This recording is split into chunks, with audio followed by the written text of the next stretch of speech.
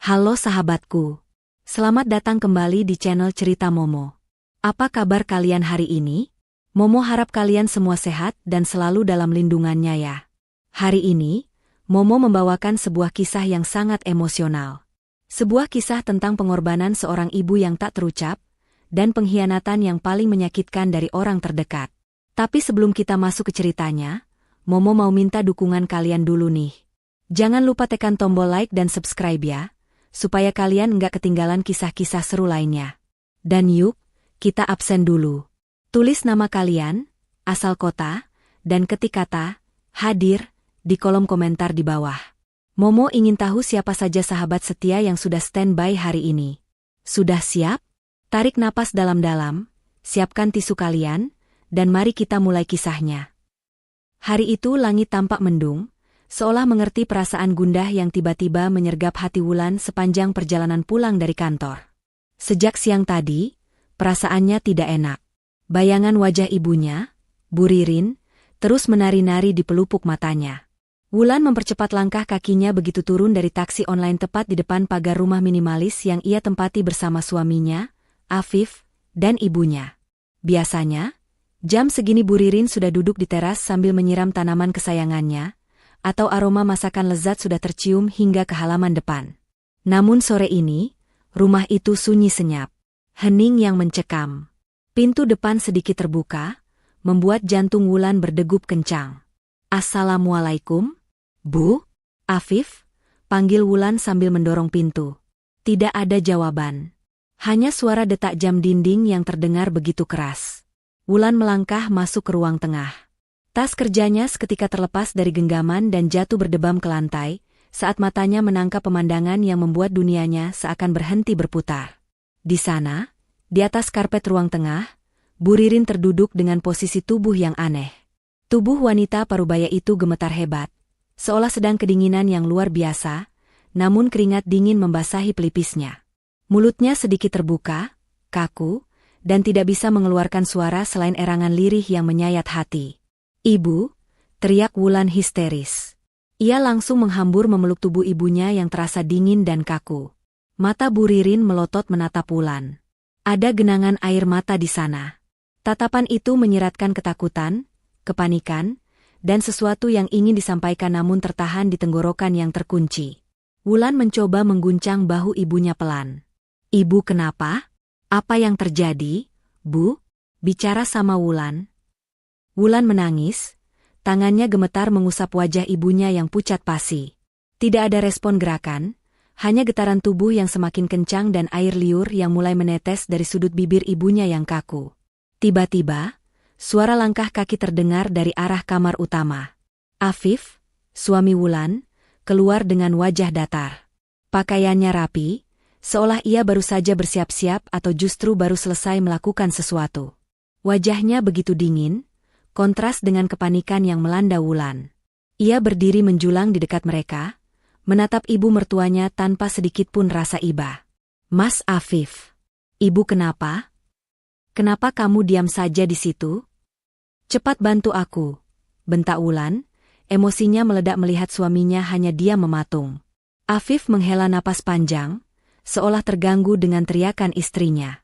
Dengan nada suara yang datar dan dingin, ia menjawab, "Aku tak tahu apa-apa. Ibu sudah begini sejak tadi. Aku pikir dia cuma masuk angin atau kecapean, jadi aku biarkan saja biar istirahat." Jawaban itu menghujam jantung Wulan. Bagaimana mungkin seorang menantu membiarkan ibu mertuanya gemetar dan kaku seperti ini hanya dengan alasan masuk angin? Wulan menatap suaminya dengan tatapan tak percaya. Ada kilatan aneh di mata Afif, sesuatu yang disembunyikan di balik wajah datarnya itu. Namun, Wulan tidak punya waktu untuk berdebat. Nyawa ibunya adalah prioritas utama saat ini. "Ini bukan masuk angin biasa, Mas. Lihat ibu. Dia bahkan gak bisa bergerak." Wulan berteriak sambil berusaha memapah tubuh ibunya yang terasa sangat berat karena kaku. "Cepat siapkan mobil. Kita ke rumah sakit sekarang. Jangan diam saja." Afif mendengus kesal, namun akhirnya bergerak mengambil kunci mobil di atas meja dengan gerakan lambat yang menyebalkan. Wulan sekuat tenaga memopong tubuh Bu Ririn. Saat ia merangkul ibunya, Wulan merasakan tangan Bu Ririn mencengkeram lengan bajunya dengan sisa tenaga terakhir yang sangat lemah. Cengkeraman itu terasa putus asa. Wulan menatap mata ibunya lagi. Mata itu bergerak liar, melirik ke arah Afif lalu kembali ke Wulan, seolah memberi isyarat bahaya. "Bertahanlah, Bu. Wulan ada di sini. Wulan gak akan biarkan apa-apa terjadi sama ibu," bisik Wulan di telinga ibunya sambil terisak. Di dalam perjalanan menuju rumah sakit, suasana di dalam mobil terasa begitu mencekam. Wulan duduk di kursi belakang, memeluk Bu Ririn yang kepalanya ia sandarkan di pangkuannya. Tubuh ibunya masih terus gemetar. Sementara Afif menyetir di depan tanpa sepatah kata pun. Sesekali Wulan melihat dari kaca spion tengah, Afif menatap ke belakang. Bukan menatap dengan kekhawatiran, melainkan tatapan tajam seolah memastikan apakah Bu Ririn masih sadar atau tidak. Wulan merasa ada tembok besar yang tiba-tiba berdiri di antara dirinya dan suaminya. Sikap Afif sungguh tidak wajar. Biasanya, meski Afif tidak terlalu dekat dengan Bu Ririn, ia tetap akan bersikap sopan dan membantu jika ada apa-apa. Tapi kali ini, ketidakpeduliannya terasa mengerikan. "Mas, bisa lebih cepat enggak? Napas ibu mulai sesak." Seru Wulan panik saat melihat dada ibunya naik turun tidak beraturan. "Ini sudah ngebut, Wulan. Jangan bikin aku panik, nanti malah nabrak," sahut Afif ketus, padahal laju mobilnya terbilang santai untuk ukuran keadaan darurat. Hati Wulan perih. Ia memeluk ibunya semakin erat. Air matanya menetes jatuh ke pipi keriput Bu Ririn. Dalam hati ia berdoa, memohon agar Tuhan tidak mengambil satu-satunya harta berharga yang ia miliki di dunia ini. Ia tidak siap kehilangan ibunya dengan cara tragis seperti ini. Sesampainya di unit gawat darurat, para perawat langsung sigap membawa Bu Ririn masuk. Wulan hendak ikut masuk, namun ditahan oleh petugas. Ia hanya bisa melihat dari celah pintu kaca saat dokter mulai memasang berbagai alat ke tubuh ibunya. Wulan merosot duduk di kursi tunggu lorong rumah sakit. Lututnya lemas. Ia menangkup wajahnya dengan kedua tangan, menangis terseduh-seduh. Afif datang menghampiri, tapi tidak duduk di sebelahnya. Ia berdiri bersandar di tembok seberang, sibuk dengan ponselnya. Wulan mengangkat wajahnya yang basah oleh air mata, menatap suaminya. "Mas, sebenarnya apa yang terjadi di rumah tadi? Ibu makan apa? Atau ibu jatuh?" tanya Wulan menyelidik, suaranya parau. Afif memasukkan ponselnya ke saku, lalu menatap Wulan dengan tatapan yang sulit diartikan. "Kan aku sudah bilang, aku nggak tahu. Aku seharian di kamar kerja, ngerjain laporan. Pas aku keluar mau ambil minum, ibu sudah begitu di lantai. Aku pikir dia lagi, entahlah, mungkin lagi kumat penyakit tuanya." "Penyakit tua apa yang bikin orang sampai kejang dan kaku begitu, Mas? Ibu itu sehat. Tadi pagi sebelum aku berangkat kerja, ibu masih segar bugar masak nasi goreng buat kita." Wulan mulai emosi. Alasan Afif terdengar sangat tidak masuk akal. "Ya mana aku tahu. Aku bukan dokter," bentak Afif balik, membuat beberapa orang di lorong menoleh ke arah mereka. Afif lalu membuang muka, menghindari kontak mata dengan Wulan. "Sudahlah, yang penting kan sudah di rumah sakit. Jangan cari masalah." Wulan terdiam. Firasat buruknya semakin kuat. Sikap defensif Afif, ketidakpeduliannya, dan keterlambatannya membawa Bu Ririn ke rumah sakit, semuanya terasa janggal. Wulan teringat tatapan mata ibunya tadi. Tatapan yang tertuju pada Afif. Apakah ada sesuatu yang terjadi di antara mereka saat Wulan tidak ada di rumah? Pintu ruang UGD terbuka. Seorang dokter keluar dengan wajah serius. Wulan langsung berdiri dan berlari menghampiri. "Dokter, bagaimana keadaan ibu saya?" tanya Wulan penuh harap. Dokter itu menatap Wulan dan Afif bergantian, lalu menghela napas berat. "Kami perlu bicara serius dengan pihak keluarga. Kondisi pasien sangat kritis dan ada temuan yang tidak wajar." Jantung Wulan seakan berhenti berdetak. Ia melirik Afif, dan untuk sepersekian detik, ia melihat raut wajah suaminya menegang. Bukan tegang karena khawatir, tapi tegang seperti orang yang ketakutan rahasianya terbongkar. Malam itu, di lorong rumah sakit yang dingin, Wulan merasa bahwa mimpi buruknya baru saja dimulai. Dokter yang memperkenalkan dirinya sebagai Dokter Satria itu mengajak Wulan dan Afif masuk ke ruang konsultasi yang lebih privat. Suasana di dalam ruangan itu terasa dingin dan steril, kontras dengan gemuruh panas di dada Wulan yang dipenuhi kecemasan. Dokter Satria duduk di balik mejanya, jemarinya menaut di atas tumpukan hasil pemeriksaan laboratorium yang baru saja keluar. Wajahnya yang muda namun tegas menyeratkan keseriusan yang mendalam. "Bu Wulan, Pak Afif," Dokter Satria memulai pembicaraan dengan nada rendah. "Kami sudah melakukan pemeriksaan CT scan dan tes darah awal pada pasien. Hasilnya cukup mengejutkan dan membingungkan kami." Wulan meremas ujung bajunya, menahan napas. "Apa maksudnya, Dok? Ibu saya kena stroke, kan? Atau serangan jantung?" Dokter Satria menggeleng perlahan. "Itulah yang awalnya kami duga. Gejala fisiknya memang mirip stroke iskemik, di mana terjadi kelumpuhan mendadak. Namun, pola kerusakan saraf yang dialami Bu Ririn sangat spesifik dan progresif dalam waktu yang sangat singkat. Ini bukan penyumbatan pembuluh darah biasa. Kondisi ini lebih mengarah pada neurotoksisitas akut." Wulan mengernyitkan dahi, tidak mengerti istilah medis tersebut. "Neuro apa, Dok? Saya nggak ngerti." "Artinya, ada zat asing atau racun yang masuk ke dalam tubuh Bu Ririn dan menyerang sistem saraf pusatnya secara agresif," jelas Dokter Satria hati-hati, matanya menatap tajam ke arah Wulan dan Afif bergantian. "Zat ini melumpuhkan fungsi motorik dan bicaranya hampir seketika. Bu Wulan, apakah ibu Anda memiliki riwayat alergi parah terhadap obat atau makanan tertentu? Atau mungkin beliau tidak sengaja menelan bahan kimia rumah tangga?" Wulan menggeleng cepat. "Nggak ada, Dok. Ibu saya nggak punya alergi aneh-aneh. Dia juga orang yang sangat teliti. Nggak mungkin ibu sembarangan minum pembersih lantai atau obat nyamuk. Itu mustahil." Tiba-tiba Afif yang duduk di sebelah Wulan berdaham keras, memecah ketegangan. Ia mengubah posisi duduknya, menyilangkan kaki dengan gaya santai yang dipaksakan. "Dok, namanya orang tua, kadang kan suka pikun. Bisa saja kan mertua saya itu salah ambil obat? Atau mungkin dia makan makanan basi yang sudah jamuran di kulkas? Istri saya ini kan kerja seharian. Saya juga sibuk di kamar, jadi nggak ada yang mengawasi dia 24 jam. Mungkin dia keracunan makanan biasa." Wulan menoleh tajam ke arah suaminya. "Mas, jangan sembarangan ngomong. Ibu itu belum pikun. Ingatannya masih tajam. Dan di kulkas kita nggak pernah ada makanan basi karena ibu rajin bersih-bersih." Afif mendelik, memberi isyarat agar Wulan diam. "Aku cuma kasih kemungkinan, Wulan. Jangan emosi dulu. Siapa tahu kan?" Dokter Satria menatap Afif dengan pandangan menyelidik. Ada kilatan kecurigaan di mata dokter muda itu saat mendengar betapa mudahnya Afif menyimpulkan kondisi mertuanya sebagai keteledoran orang tua. "Pak Afif," potong Dokter Satria tegas. "Keracunan makanan basi biasanya menyerang pencernaan dulu. Muntah, diare, demam. Bu Ririn tidak mengalami itu. Beliau langsung mengalami kelumpuhan saraf. Zat yang masuk ke tubuhnya ini bekerja sangat cepat dan spesifik. Ini bukan kasus salah makan nasi basi.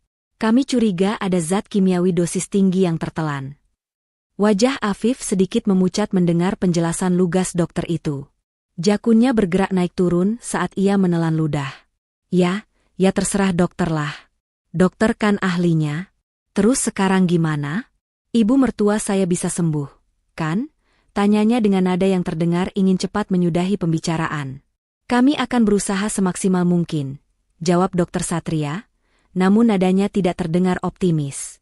"Kami sedang melakukan detoksifikasi untuk mengeluarkan sisa zat tersebut dari darahnya. Tapi kerusakan pada sarafnya, saya harus jujur, kemungkinannya kecil untuk bisa pulih total seperti sedia kala.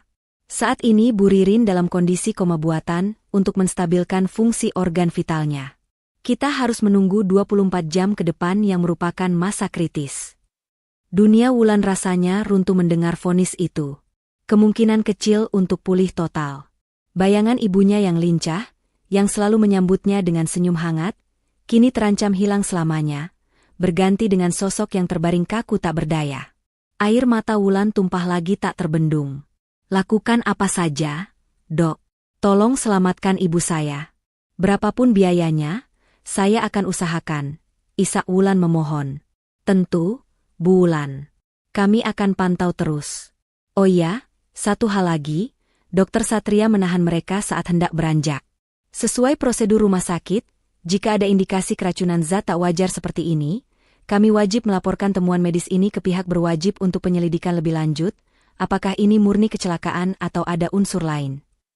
Tubuh Afif menegang seketika. Ia langsung berdiri, suaranya meninggi. Lapor polisi? Untuk apa, Dok? Ini kan urusan keluarga. Mertua saya itu ceroboh. Itu saja. Jangan dibesar-besarkan sampai bawa polisi segala. Nanti nama baik keluarga kami tercoreng. Tetangga bakal gosip yang enggak-enggak. Wulan terkejut dengan reaksi suaminya yang berlebihan. Mas, kenapa kamu malah mikirin omongan tetangga? Kalau memang ada zat berbahaya, kita harus tahu asalnya dari mana supaya nggak kejadian lagi. Kamu tuh nggak ngerti, Wulan, bentak Afif, wajahnya memerah menahan marah dan panik. Birokrasi polisi itu ribet. Nanti kita bolak-balik diperiksa, dikira kita yang ngeracunin ibu kamu. Kamu mau dituduh kayak gitu? Hah? Dokter Satria mengamati pertengkaran itu dengan tenang, mencatat reaksi Afif dalam benaknya. Bapak, Ibu, tenang dulu. Ini baru prosedur standar. Fokus utama kami sekarang adalah kesehatan pasien. Silakan Bapak dan Ibu istirahat atau mengurus administrasi dulu. Afif menarik tangan Wulan dengan kasar keluar dari ruangan dokter. Cengkeramannya begitu kuat hingga Wulan meringis kesakitan. Sepanjang koridor menuju ruang tunggu Icu, Afif terus mengomel, menyalahkan dokter yang menurutnya sok tahu dan berlebihan. Wulan hanya diam, namun hatinya mulai dipenuhi tanda tanya besar. Kenapa Afif begitu takut polisi dilibatkan? Kenapa dia begitu ngotot bahwa ini hanya keteledoran ibunya? Wulan melepaskan tangan Afif saat mereka sampai di depan ruang kaca Icu. Ia menempelkan telapak tangannya di kaca dingin itu, menatap tubuh ibunya yang terbaring lemah dipenuhi selang dan kabel monitor. Ibu. Bisik Wulan lirih. Apa yang sebenarnya terjadi di rumah tadi? Siapa yang ngasih ibu zat asing itu? Dari pantulan kaca, Wulan bisa melihat Afif duduk di kursi tunggu jauh di belakangnya. Pria itu tampak gelisah. Kakinya mengetuk-ngetuk lantai dengan cepat, dan ia terus-menerus mengecek ponselnya. Wajahnya bukan wajah orang yang sedang berduka, melainkan wajah orang yang sedang menyusun rencana untuk menyelamatkan diri. Wulan menghapus air matanya kasar. Rasa sedihnya perlahan mulai bercampur dengan benih-benih kecurigaan yang ditanamkan oleh perilaku aneh suaminya, dan penjelasan dokter Satria tadi. Malam itu, di tengah bunyi bip monitor jantung yang monoton, Wulan berjanji dalam hati, ia tidak akan sekadar menunggu. Ia harus mencari tahu sendiri kebenarannya, demi ibunya. Sinar matahari pagi yang menembus celah tirai ruang tunggu rumah sakit, tidak mampu menghangatkan hati Wulan yang membeku. Semalaman ia terjaga, duduk di kursi tunggu yang keras sambil menatap pintu ruang Icu yang tertutup rapat. Di sebelahnya, Afif tertidur dengan posisi duduk yang canggung, kepalanya terkulai ke samping. Bahkan dalam tidurnya pun, wajah suaminya itu tidak menunjukkan guratan kesedihan layaknya seorang menantu yang mengkhawatirkan mertuanya. Keheningan pagi itu pecah oleh suara langkah sepatu hak tinggi yang beradu dengan lantai keramik koridor. Ta, ta, ta. Irama langkah itu terdengar tegas dan percaya diri, sangat kontras dengan suasana rumah sakit yang suram. Wulan mengangkat wajahnya yang lesu, matanya yang bengkak menangkap sosok wanita yang berjalan mendekat. Itu Ana, rekan kerja satu divisi Afif. Penampilannya sangat mencolok dengan blus kerja sutra berwarna merah hati dan riasan wajah yang sempurna, seolah ia sedang berjalan di atas panggung, bukan di lorong rumah sakit. Di tangannya, ia menjinjing sebuah keranjang buah yang dihias pita cantik. Mbak Wulan, sapa Ana dengan nada suara yang dibuat selembut mungkin. Ia mempercepat langkahnya, wajahnya dipasang ekspresi prihatin yang begitu meyakinkan. Ya ampun, Mbak, saya kaget banget waktu dengar kabar soal Bu Ririn dari Mas Afif tadi pagi. Saya langsung mampir ke sini sebelum ke kantor. Gimana keadaan Ibu, Mbak?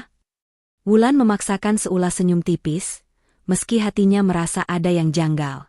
Ana dan Afif memang satu tim, tapi setahu Wulan, mereka tidak sedekat itu sampai Ana harus repot-repot datang pagi buta begini.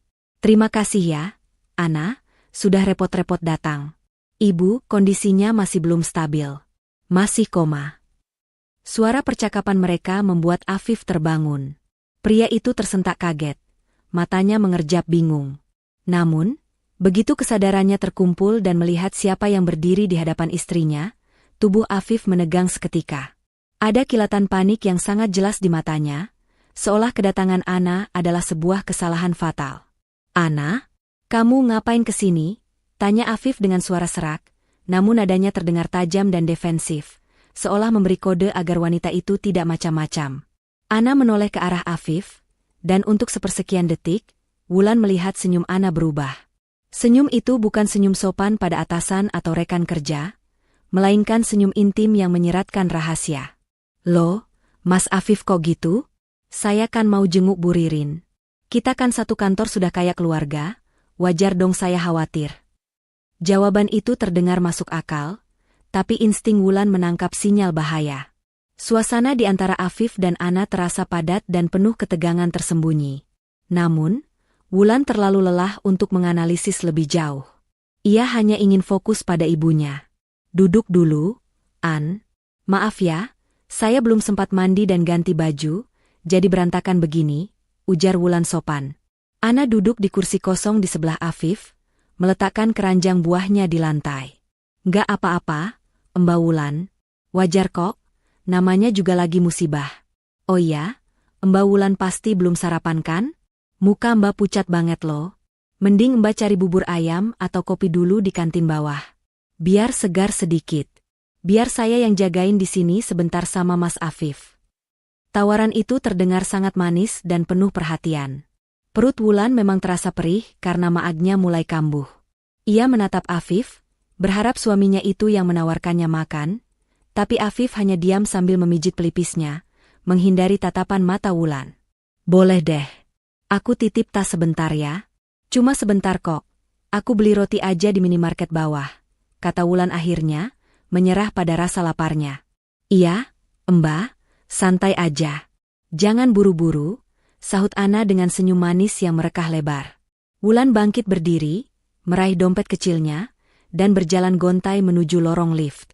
Namun, baru saja ia berbelok di tikungan koridor yang terhalang pilar besar, langkahnya terhenti. Ia meraba saku celananya. Ponselnya tidak ada. Ia ingat tadi meletakkannya di saku samping tas kerja yang ia tinggal di kursi tunggu. Dengan menghela napas panjang, Wulan memutar balik langkahnya. Ia berjalan pelan karena kakinya terasa lemas. Namun, saat ia mendekati area ruang tunggu yang terhalang pilar besar itu, langkahnya terhenti mendadak.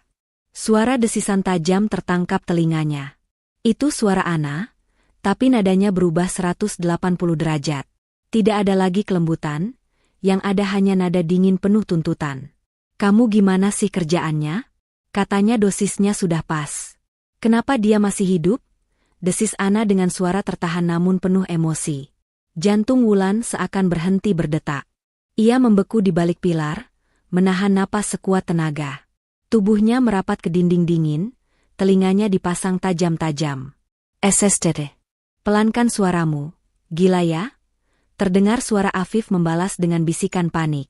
"Aku juga nggak tahu, An. Harusnya racun itu bikin jantungnya berhenti, bukan malah bikin lumpuh saraf kayak gini. Kalau dia sampai sadar dan bisa ngomong, habis kita semua." "Terus sekarang gimana? Rencana kita bisa berantakan kalau tua bangka itu bangun. Kamu bilang sertifikat rumah itu ada di lemari kamarnya, tapi kalau dia masih hidup, kita nggak bisa sembarangan ambil," cecar Ana lagi, suaranya terdengar gemas dan kejam. "Aku nggak mau tahu ya, Viv. Kita butuh uang itu buat bayar hutang judi kamu dan modal kita nikah nanti." Dunia Wulan runtuh seketika. Langit-langit rumah sakit seolah ambruk menimpa kepalanya. Lututnya gemetar hebat, hingga ia harus berpegangan pada dinding agar tidak jatuh. Fakta itu menghantamnya bertubi-tubi tanpa ampun. Suaminya bukan hanya selingkuh, tapi juga terlilit hutang judi. Dan yang paling mengerikan, mereka berdua merencanakan pembunuhan ibunya demi menguasai sertifikat rumah. Air mata Wulan mengalir deras tanpa suara. Rasa sakit, marah, dan jijik bercampur menjadi satu di dadanya yang sesak. Bayangan ibunya yang terbaring kaku di ruang ICU berkelebat di benaknya. Jadi, ini sebabnya. Ibunya diracun oleh menantunya sendiri, dibantu oleh wanita ular ini. Wulan ingin sekali berteriak, berlari keluar dari persembunyiannya, dan mencakar wajah Ana hingga hancur. Ia ingin memukul Afif sampai babak belur. Namun, tangan Wulan terkepal erat menahan gejolak itu. Jika ia melabrak sekarang, mereka pasti akan menyangkal. Ia tidak punya bukti rekaman. Ia hanya punya kesaksian telinganya sendiri yang tidak akan kuat di mata hukum. Dan yang lebih bahaya, jika mereka tahu Wulan sudah tahu, nyawa Wulan dan ibunya bisa terancam lebih jauh. Dengan sisa kekuatan yang ada, Wulan melangkah mundur perlahan-lahan. Ia berjalan mundur seperti pencuri, takut langkah kakinya terdengar. Setelah cukup jauh, ia berbalik dan berlari kecil menuju toilet umum terdekat. Di dalam bilik toilet yang sempit, Wulan membekap mulutnya sendiri dengan tangan, membiarkan tangisnya pecah dalam diam. Tubuhnya merosot ke lantai. Ia menangis bukan karena lemah, tapi karena rasa sakit pengkhianatan yang begitu dalam. Suami yang ia layani setiap hari, ternyata adalah iblis yang tega mencoba membunuh ibunya. "Ibu, maafkan Wulan," bisik Wulan di sela isak tangisnya. "Wulan bodoh. Wulan membiarkan ular masuk ke rumah kita." Wulan menatap pantulan wajahnya di cermin wastafel. Matanya merah, wajahnya basah. Namun, perlahan-lahan, sorot mata yang tadinya penuh kesedihan itu berubah. Ada api yang mulai menyala di sana. Api kemarahan seorang anak yang tidak terima ibunya disakiti. Wulan menghapus air matanya dengan kasar. Ia membasuh wajahnya dengan air dingin berkali-kali, sampai bengkak di matanya sedikit samar. Ia tidak boleh lemah. Ia adalah satu-satunya perisai bagi ibunya sekarang. Wulan menatap tajam bayangannya di cermin. "Kalian pikir kalian bisa menang?" desis Wulan dingin. "Kalian salah pilih lawan. Mulai detik ini, aku akan menjadi mimpi buruk kalian." Wulan merapikan rambutnya, menarik napas panjang untuk menenangkan detak jantungnya yang memburu, lalu memasang kembali topeng ketegaran di wajahnya. Ia melangkah keluar dari toilet, berjalan kembali menuju ruang tunggu dengan langkah mantap. Ia siap kembali ke sarang ular, berpura-pura bodoh, sambil diam-diam menyiapkan perangkap untuk menghancurkan mereka berdua. Tanpa ampun. Wulan kembali ke ruang tunggu dengan wajah yang sudah dibasuh air dingin. Sisa-sisa air mata telah ia hapus bersih, digantikan dengan topeng ketenangan yang ia paksa lekat di wajahnya. Langkah kakinya ia atur sedemikian rupa agar terlihat stabil, meski di dalam dadanya, badai kemarahan sedang mengamuk hebat. Saat ia sampai di sudut lorong, ia melihat pemandangan yang membuat perutnya mual. Afif dan Ana duduk bersebelahan, namun kini mereka memberi jarak yang cukup sopan, berpura-pura sibuk dengan ponsel masing-masing. Sandiwara mereka sungguh rapi, dan itu membuat Wulan semakin muak. "Mas," panggil Wulan datar, suaranya terdengar dingin di telinganya sendiri. Afif menoleh, sedikit terlonjak kaget seolah baru saja tertangkap basah melakukan kejahatan. Sudah balik. Lan, mana makanannya? Kok nggak bawa apa-apa?" "Nggak jadi. Aku nggak nafsu makan," jawab Wulan singkat, menatap mata suaminya lekat-lekat, mencari sisa hati nurani yang mungkin masih tertinggal di sana, namun nihil. Mata itu hanya memancarkan kegelisahan. "Aku mau pulang sebentar. Aku perlu ambil baju ganti buat ibu dan buat aku sendiri. Badan aku rasanya lengket dan kotor." Mendengar Wulan akan pulang, wajah Afif justru terlihat cerah seketika, meski ia berusaha menyembunyikannya dengan anggukan prihatin. "Oh ya, ide bagus itu.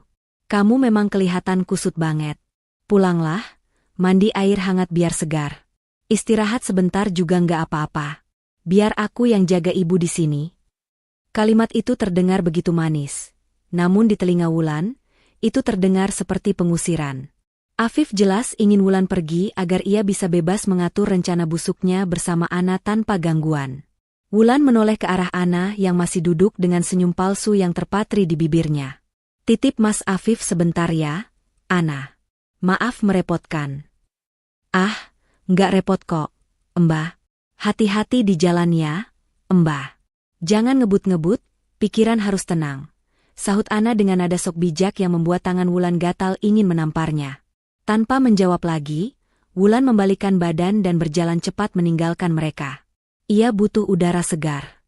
Berada di dekat mereka membuat pasokan oksigen di paru-parunya terasa menipis. Perjalanan pulang ke rumah terasa begitu singkat, karena Wulan memacu mobilnya membelah jalanan kota yang mulai padat. Pikirannya berkecamuk. Potongan percakapan yang ia dengar di balik pilar tadi terus berulang di kepalanya seperti kaset rusak. Dosis pas. Kenapa masih hidup? Sertifikat rumah. Sesampainya di rumah, Wulan membuka pintu pagar dengan tangan gemetar. Rumah minimalis yang biasanya menyambutnya dengan kehangatan itu kini terasa dingin dan asing. Sunyi senyap. Tidak ada suara televisi yang menyala, tidak ada aroma masakan Bu Ririn, dan tidak ada sapaan ceria ibunya. Yang ada hanya kehampaan yang mencekam. Wulan melangkah masuk, melempar tas kerjanya ke sofa. Ia berniat langsung menuju kamar untuk mengambil baju, namun rasa haus yang mencekik membuatnya berbelok ke arah dapur. Ia membuka lemari es, mengambil botol air dingin, dan meneguknya dengan rakus. Saat ia meletakkan botol air itu kembali ke meja dapur, matanya tertumbuk pada tempat sampah pedal di sudut ruangan. Tutupnya sedikit terbuka, menganga karena ada sampah yang mengganjal. Sesuatu yang berkilau memantulkan cahaya lampu dapur menarik perhatian Wulan. Kening Wulan berkerut. Ia mendekat, lalu menginjak pedal tempat sampah itu hingga terbuka lebar. Jantungnya berdesir. Di tumpukan paling atas, di antara sampah tisu dan kulit buah, tergeletak pecahan keramik yang sangat ia kenali. Itu adalah gelas muk kesayangannya, gelas bermotif bunga sakura yang selalu ia gunakan setiap hari. Kenapa gelas ini pecah? Gumam Wulan pelan. Afif adalah orang yang sangat rapi. Jika ada gelas pecah, suaminya itu biasanya akan membungkus pecahannya dengan koran berlapis-lapis agar tidak melukai petugas sampah, lalu membuangnya di tempat sampah depan, bukan di tempat sampah dapur. Cara membuang yang sembarangan ini menunjukkan kepanikan. Menunjukkan ketergesa-gesaan. Rasa penasaran yang bercampur curiga mendorong Wulan untuk membungkuk. Ia mengambil selembar tisu dapur tebal, lalu dengan hati-hati memungut pecahan terbesar dari dasar gelas itu. Bagian cekungan gelas itu masih terlihat basah oleh sisa cairan yang mulai mengering dan lengket. Wulan mendekatkan pecahan gelas itu ke hidungnya, lalu menghirup aromanya perlahan. Seketika, matanya terbelalak lebar. Baunya aneh. Bukan bau teh melati biasa yang sering ia minum. Ada aroma lain yang menyeruak tajam di antara sisa bau teh. Aroma itu sedikit manis, namun menyengat dan tajam, mengingatkan Wulan pada bau almond pahit yang sangat pekat. Aroma bahan kimia yang tidak seharusnya ada di dalam minuman. Tubuh Wulan merinding hebat dari ujung kaki hingga ke ubun-ubun. Kakinya lemas hingga ia harus berpegangan pada pinggiran meja dapur agar tidak ambruk. Ingatan Wulan berputar cepat ke kejadian beberapa hari terakhir. Sikap Afif yang tiba-tiba berubah manis. Sayang, kamu capek kan? Aku bikinin teh herbal spesial ya, biar kamu rileks. Ini resep baru dari temanku. Kalimat itu terngiang jelas di telinga Wulan. Sudah 3 hari berturut-turut Afif selalu menyeduhkan teh untuknya setiap sore sepulang kerja. Dan gelas yang pecah ini adalah gelas miliknya. Gelas yang khusus dipakai Wulan. Sebuah kesimpulan mengerikan perlahan terbentuk di benak Wulan, membuatnya mual dan ingin muntah. Sasaran racun itu bukan Bu Ririn. Ibu tidak pernah minum menggunakan gelas ini. Ini gelas Wulan. Racun itu ditujukan untuk dirinya. Afif berniat membunuhnya. Ya Tuhan. Desis Wulan, air matanya kembali menetes, kali ini karena rasa takut yang luar biasa. Ia nyaris mati di tangan suaminya sendiri. Tapi kenapa ibu yang kena? Wulan mencoba mengingat kejadian kemarin sore. Kemarin ia pulang sedikit terlambat karena macet. Mungkin saat ia belum pulang, ibu melihat gelas teh yang sudah diseduh Afif di meja, dan meminumnya? Atau mungkin ibu tidak sengaja meminumnya? Apapun itu, kenyataan ini menampar Wulan dengan keras. Ibunya sekarang terbaring kaku di rumah sakit, karena meminum racun yang seharusnya mengakhiri hidup Wulan. Ibunya menjadi perisai bagi nyawanya tanpa ia sadari. Kemarahan Wulan yang tadinya menyala, kini berubah menjadi tekad yang membeku dan tajam. Ia tidak boleh lagi sekadar menangis. Ia sedang berhadapan dengan pembunuh berdarah dingin yang tinggal satu atap dengannya. Dengan tangan yang masih gemetar namun bergerak cepat, Wulan berlari ke laci penyimpanan. Ia mengambil sebuah kantong plastik ziplock bening. Dengan sangat hati-hati, ia memasukkan pecahan-pecahan gelas yang berbau racun itu ke dalam plastik. Ia memastikan tidak menyentuh bagian dalam gelas agar jejak kimia dan sidik jari Afif tidak rusak. Wulan mengunci plastik itu rapat-rapat, lalu melapisinya dengan kantong plastik lain. Ia menggenggam bungkusan itu erat-erat, seolah itu adalah jimat pelindungnya. "Kamu ceroboh, Mas," bisik Wulan dengan suara bergetar penuh dendam, menatap bungkusan di tangannya. "Kamu pikir dengan memecahkan gelas ini, jejak kejahatanmu hilang? Kamu salah besar. Pecahan ini akan menjadi tiketmu menuju penjara." Wulan memasukkan barang bukti itu ke bagian terdalam tas tangannya, menyembunyikannya di antara tumpukan pembalut wanita, agar tidak ada yang berani menggeledahnya. Ia bergegas masuk ke kamar, menyambar beberapa potong baju ganti asal-asalan, lalu segera keluar dari rumah itu. Rumah ini bukan lagi tempat yang aman. Setiap sudutnya terasa mengintai nyawanya. Wulan membanting pintu depan dan menguncinya rapat. Ia harus segera kembali ke rumah sakit. Bukan hanya untuk menjaga ibunya, tapi juga untuk mengawasi gerak-gerik Afif.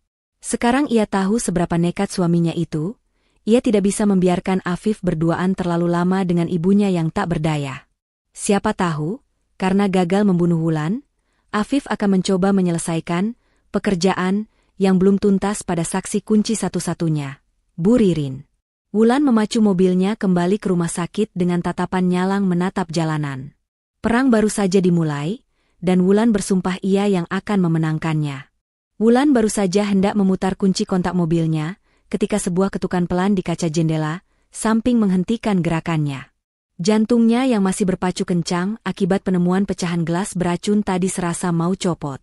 Ia menoleh kaget dan mendapati Pak Jati, tetangga sebelah rumahnya yang sudah pensiun dan gemar berkebun, berdiri di sana dengan wajah ragu-ragu. Wulan menurunkan kaca jendela mobilnya setengah. Pak Jati. Ada apa, Pak? Maaf saya buru-buru mau balik ke rumah sakit." Pak Jati mengangguk-angguk pelan, topinya ia remas-remas di tangan. Wajah pria tua itu menyiratkan kegelisahan, seolah sedang menimbang-nimbang apakah ia harus bicara atau tidak. "Iya, Neng Wulan. Bapak dengar kabar Bu Ririn masuk ICU ya? Bapak turut prihatin ya, Neng. Semoga ibu cepat sembuh." "Amin. Terima kasih doanya, Pak," jawab Wulan singkat, tangannya sudah bersiap memindahkan persneling. "Saya jalan dulu ya, Pak." "Tunggu sebentar, Neng," seru Pak Jati menahan, suaranya sedikit mendesak. "Sebenarnya, ada yang mau Bapak sampaikan. Soal suami Neng Wulan, Nak Afif." Gerakan tangan Wulan terhenti seketika. Nama suaminya disebut. Insting detektif dadakan yang baru saja tumbuh di benaknya langsung menyala. Wulan mematikan mesin mobilnya dan menatap Pak Jati serius. "Mas Afif? Kenapa dengan suami saya, Pak?" Pak Jati celingukan sebentar, memastikan tidak ada orang lain di jalanan kompleks yang sepi itu, lalu mendekatkan wajahnya ke jendela mobil. "Begini, Neng. Kemarin sore, sebelum Neng Wulan pulang kerja dan sebelum heboh Bu Ririn dibawa ke rumah sakit, Bapak lagi nyiram tanaman di dekat pagar. Bapak lihat Nak Afif keluar dari rumah. Terus, Pak," desak Wulan tak sabar. "Gerak-geriknya aneh, Neng. Dia celingukan kayak maling, padahal di rumah sendiri." Dia lari-lari kecil ke arah selokan depan pagar itu. Pak Jati menunjuk selokan kotor yang tertutup beton di depan rumah Wulan. "Bapak lihat dia lempar sesuatu ke dalam sana. Kayak bungkusan kecil atau botol gitu." Terus dia buru-buru masuk lagi ke dalam rumah sambil lari. Mukanya pucat, keringetan. Bapak mau sapa, tapi dia kayak orang ketakutan. Wulan terdiam mencerna informasi itu. Waktu kejadiannya cocok. Itu pasti sesaat setelah Afif menyadari rencananya berantakan atau sesaat setelah ia membereskan bukti-bukti pembuatan racun itu. "Bapak yakin Mas Afif buang sesuatu?" tanya Wulan memastikan. "Yakin banget, Neng." Bunyinya cemplung gitu, suaranya kayak benda pada jatuh ke air. "Bapak kepikiran terus dari semalam, takutnya itu barang penting yang gak sengaja kebuang, atau ya Bapak gak mau suzon, tapi kok rasanya janggal gitu loh, Neng." Tanpa pikir panjang, Wulan membuka pintu mobil dan keluar. Rasa penasarannya mengalahkan rasa jijiknya pada selokan. "Bapak masih ingat sebelah mana dia buangnya?" Pak Jati ikut berjalan mendekat. Di situ, Neng. Dekat lubang kontrol yang betonnya agak retak itu. Wulan berlutut di tepi selokan. Ia tidak peduli celana bahannya kotor terkena debu jalanan. Ia menyalakan senter dari ponselnya dan mengarahkannya ke lubang celah beton selokan yang gelap itu. Baunya busuk menyengat, campuran limbah rumah tangga dan lumpur hitam. Wulan menyipitkan mata, berusaha melihat ke dasar selokan yang dangkal namun berlumpur itu. Sinar senter ponselnya menyapu permukaan air keruh. Kelihatan nggak, Neng? Tanya Pak Jati ikut membungkuk. Sebentar, Pak. Gumam Wulan. Matanya menangkap pantulan cahaya kecil di antara tumpukan sampah plastik bekas jajanan. Benda itu tersangkut di akar rumput liar yang tumbuh di dinding selokan, sehingga tidak hanyut terbawa air. Itu sebuah botol kaca kecil berwarna coklat gelap, seukuran botol obat tetes mata, tapi tanpa label. Tutupnya sudah hilang. Jantung Wulan berdegup kencang. Ia menoleh ke sekeliling, mencari alat bantu. Ia memungut sebuah ranting kayu yang cukup panjang dan kokoh dari bawah pohon mangga Pak Jati. Neng Wulan mau ngambil itu? Hati-hati, kotor, peringat Pak Jati. Wulan tidak menjawab. Dengan konsentrasi penuh, ia memasukkan ranting itu ke celah beton, berusaha mengait botol kecil itu. Tangannya gemetar, tapi ia harus mendapatkannya. Setelah 2 kali percobaan gagal, akhirnya ujung ranting itu berhasil menyangkutkan botol tersebut. Perlahan tapi pasti, Wulan mengangkatnya ke atas. Begitu botol itu sampai di permukaan jalan aspal, Wulan segera mengambil tisu dari sakunya dan memungut botol itu tanpa menyentuhnya langsung dengan kulit. Botol itu kosong, tapi masih ada sisa cairan bening yang menempel di dinding dalamnya. Wulan memberanikan diri mendekatkan botol itu ke hidungnya, sama seperti yang ia lakukan pada pecahan gelas tadi. Ia mengibaskan tangannya sedikit untuk membaui aromanya. Sekali lagi, aroma itu menyeruak. Aroma almond pahit yang menyengat. Sama persis dengan bau yang ada di pecahan gelasmu kesayangannya. Lutut Wulan lemas seketika. Ia terduduk di aspal. Bukti di tangannya ini tak terbantahkan. Botol ini pasti wadah racun sianida atau sejenisnya yang digunakan Afif. Suaminya membuangnya ke selokan untuk menghilangkan jejak. Tapi Tuhan berkehendak lain. Benda ini tersangkut dan kini berada di tangan Wulan berkat mata jeli Pak Jati. Neng Wulan? Neng kenapa? Mukanya pucat banget. Pak Jati panik melihat reaksi Wulan yang syok berat. Itu botol apaan, Neng? Wulan menatap Pak Jati dengan mata berkaca-kaca. Ia tidak mungkin menceritakan kebenarannya sekarang.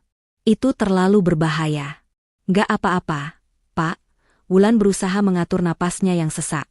Ia membungkus botol itu rapat-rapat dengan tisu tebal, lalu memasukkannya ke dalam kantong plastik klip yang sama dengan pecahan gelas tadi. Tentu saja dipisahkan dengan lapisan plastik lain agar tidak terkontaminasi. Ini cuma obat tanaman ibu yang kayaknya bikin alergi. Makanya ibu sakit. Wulan berbohong demi keamanan. Pak Jati tampak lega, meski masih sedikit bingung. Oh alah, obat tanaman toh. Bahaya juga ya kalau sampai bikin masuk icu. Ya sudah, disimpan baik-baik, Neng. Buat contoh ke dokter.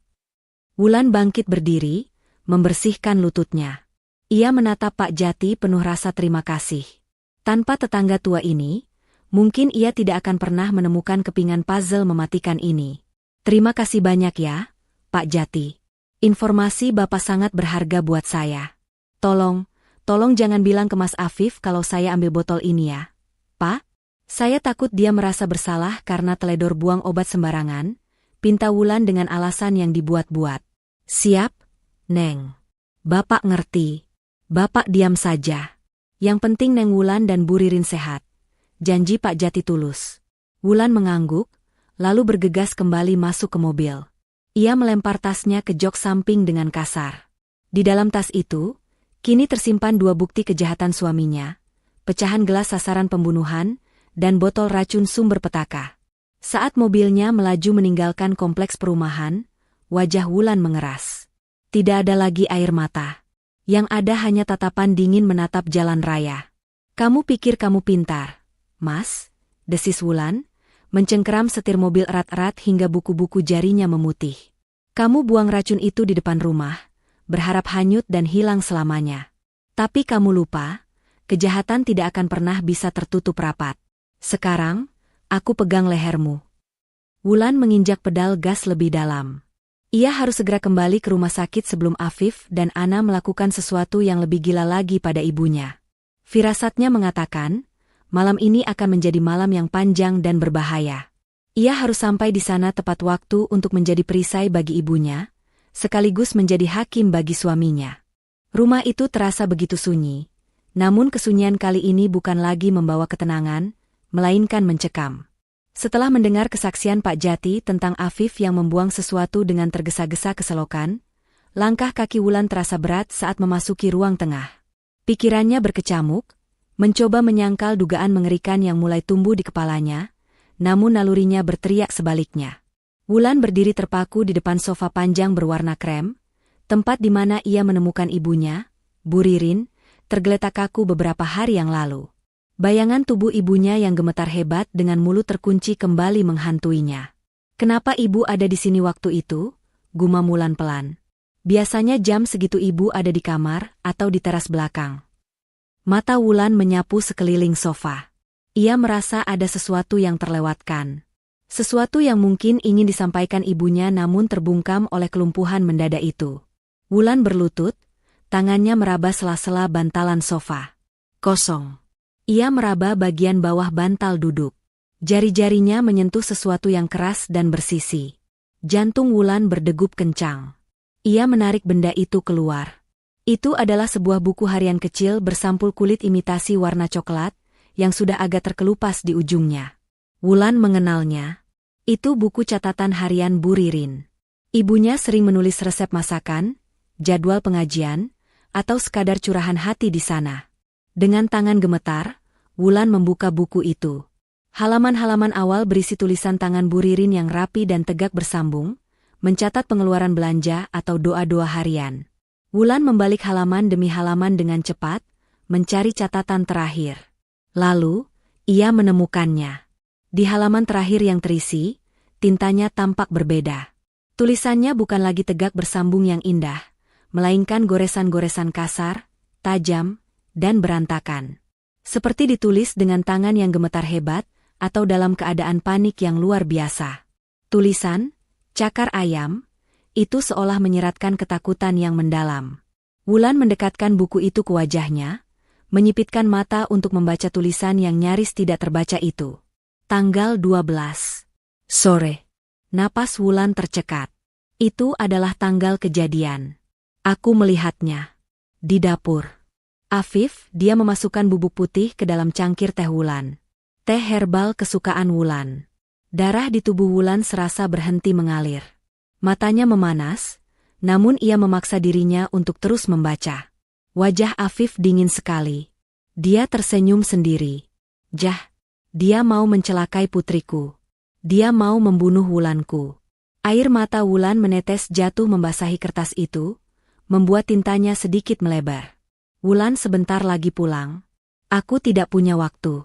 Aku tidak bisa membuangnya, nanti Afif curiga dan malah menyakiti Wulan langsung. Aku tidak boleh membiarkan anakku meminum itu. Biar aku saja. Biar ibu yang minum racun ini. Asal Wulan selamat. Tuhan, lindungi Wulan. Jaga putriku dari suaminya yang iblis itu. Sakit perutku mulai sakit, tanganku kaku. Tulisan itu berakhir dengan coretan panjang yang menembus kertas. Seolah pena itu terlepas dari genggaman Bu Ririn saat kesadarannya mulai hilang, atau saat kelumpuhan itu mulai menyerang sarafnya. Ibu. Wulan menjerit tertahan. Kakinya lemas ketika, membuatnya ambruk ke lantai sambil memeluk buku harian itu erat-erat di dadanya. Tangisnya pecah, bukan tangisan sedih biasa, melainkan raungan kepedihan yang menyayat hati. Semua kepingan puzzle itu kini tersusun sempurna, membentuk gambar yang mengerikan. Pecahan gelas di tempat sampah dengan bau almond pahit. Sikap Afif yang dingin dan aneh. Kondisi Bu Ririn yang divonis Dokter Satria sebagai kerusakan saraf akibat zat asing. Dan kesaksian Pak Jati. Teh itu. Teh herbal yang selalu disiapkan Afif akhir-akhir ini dengan alasan untuk kesehatan Wulan, ternyata adalah secangkir maut. Ibu tahu. Isak Wulan di tengah ruangan yang sepi itu. Ibu tahu itu racun, tapi ibu tetap meminumnya demi Wulan. Rasa bersalah menghantam dada Wulan seperti palu godam. Ia membayangkan ibunya yang tua dan renta, dengan sadar mengangkat cangkir beracun itu, menelan cairannya sambil menahan rasa takut, hanya agar Wulan tidak meminumnya saat pulang kerja nanti. Ibunya menjadikan tubuh rentanya sendiri sebagai tameng hidup untuk melindungi nyawa anaknya. Kebisuan Bu Ririn di rumah sakit bukan sekadar penyakit. Itu adalah bukti pengorbanan paling agung yang pernah ada. Ibunya kehilangan suaranya, kehilangan kemampuan bergeraknya, demi memastikan Wulan tetap bisa bernapas hari ini. Sementara itu, sosok Afif, lelaki yang ia cintai, yang ia percaya sebagai imam dalam rumah tangganya, ternyata adalah seorang pembunuh berdarah dingin yang mencoba menghabisinya demi wanita lain. Wulan menghapus air matanya dengan kasar. Rasa sedih itu perlahan berubah bentuk. Di dalam dadanya, api kemarahan mulai menyala. Panas, membakar, dan menuntut pembalasan. Ia menatap nanar ke arah foto pernikahan mereka yang masih terpajang di dinding ruang tengah. Senyum Afif di foto itu kini tampak seperti seringai setan. Ia tidak boleh lemah. Pengorbanan ibunya tidak boleh sia-sia. Jika ibunya rela menenggak racun demi menyelamatkannya, maka Wulan harus memastikan racun yang sebenarnya, Afif dan Ana, mendapatkan ganjaran yang setimpal. Wulan menutup buku harian itu perlahan. Ia menyimpannya ke dalam tas kerjanya, menguncinya rapat-rapat. Ini adalah bukti kunci. Tapi ia belum bisa bergerak gegabah. Afif licik, dan jika ia tahu Wulan sudah tahu, nyawa Bu Ririn di rumah sakit bisa terancam lagi.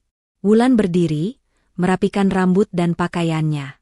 Ia menarik napas panjang, memasang topeng ketenangan di wajahnya meski hatinya hancur lebur.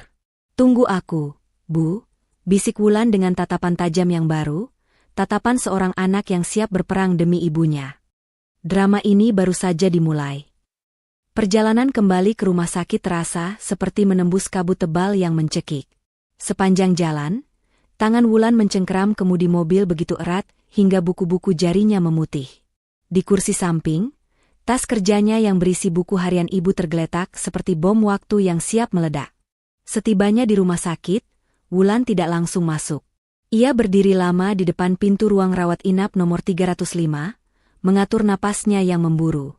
Di balik pintu itu, ada wanita yang telah melahirkannya, membesarkannya, dan kini mengorbankan nyawa demi dirinya. Dengan perlahan, Wulan mendorong pintu. Bunyi bip ritmis dari monitor detak jantung menyambutnya. Di atas ranjang, Bu Ririn terbaring lemah. Selang infus dan alat bantu pernapasan menempel di tubuh rentanya. Matanya terpejam, wajahnya pucat pasi, namun guratan ketenangan terlihat di sana, ketenangan seorang ibu yang tahu anaknya selamat. Wulan menutup pintu pelan, lalu berjalan mendekat. Kakinya terasa goyah saat melihat kondisi ibunya dengan kacamata pengetahuan yang baru ia dapatkan. Dulu, ia melihat ibunya sebagai korban penyakit misterius. Kini, ia melihat ibunya sebagai pahlawan perang yang terluka parah. "Bu," panggil Wulan lirih, suaranya pecah. Mata Bu Ririn terbuka perlahan. Bola matanya bergerak lambat mencari sumber suara, lalu terkunci pada wajah Wulan. Ada sorot kerinduan dan kekhawatiran di sana. Wulan ambruk di sisi ranjang. Ia menggenggam tangan ibunya yang terasa dingin dan kaku. "Wulan sudah tahu semuanya, Bu," isak Wulan, tidak mampu lagi membendung air matanya. Wulan sudah baca buku harian ibu. Mata Bu Ririn membelalak sedikit, air mata mulai menggenang di sudut matanya yang keriput. Ia mencoba menggerakkan mulutnya, namun otot-otot wajahnya yang lumpuh hanya menghasilkan kedutan kecil yang menyedihkan. Tidak ada suara yang keluar. Hanya napas berat yang terdengar. "Kenapa, Bu? Kenapa ibu lakukan itu?" Wulan menenggelamkan wajahnya di telapak tangan ibunya. Harusnya Wulan yang minum teh itu. Harusnya Wulan yang sakit. Bukan ibu. Ibu nggak pantas menderita begini karena punya menantu iblis seperti Mas Afif. Tangis Wulan pecah menjadi raungan tertahan. Dadanya sesak oleh rasa bersalah yang menghimpit. Ia membayangkan momen mengerikan di dapur itu, saat ibunya dengan sadar mengangkat cangkir beracun itu, menatap cairan yang akan menghancurkan sarafnya, dan meminumnya hanya agar Wulan bisa pulang ke rumah dengan selamat sore harinya. Itu bukan sekadar kasih sayang. Itu adalah pengorbanan yang melampaui logika manusia. Bu Ririn, Dengan sisa tenaga yang sangat minim, menggerakkan jari telunjuknya perlahan, menyentuh pipi Wulan yang basah. Tatapannya melembut, seolah berkata, "Jangan menangis, nak. Asal kamu hidup, ibu rela hancur." Sentuhan lemah itu justru semakin menampar batin Wulan. Betapa bodohnya ia selama ini. Ia sibuk bekerja, sibuk mengejar karir, dan mempercayakan ibunya pada suami yang ternyata adalah ular berbisa. Ia telah membawa pembunuh masuk ke dalam rumah mereka. Tiba-tiba, pintu kamar rawat terbuka. Wulan tersentak kaget. Ia buru-buru menghapus air matanya dan menoleh. Afif berdiri di ambang pintu, menenteng kantong plastik berisi makanan dengan senyum tipis yang kini terlihat sangat mengerikan di mata Wulan. Di belakangnya, Ana mengekor dengan wajah yang dibuat-buat sedih. "Loh, sayang, kamu sudah balik dari rumah?" tanya Afif dengan nada lembut yang membuat perut Wulan mual. Katanya mau ambil baju ganti, kok cepat sekali. Ana ikut masuk, berdiri di samping Afif sambil melirik Bu Ririn sekilas dengan tatapan jijik yang tersamar. "Iya, Lan. Kita khawatir loh, makanya aku temani Mas Afif kesini lagi. Kasihan ibu kalau ditinggal sendirian." Darah Wulan mendidih.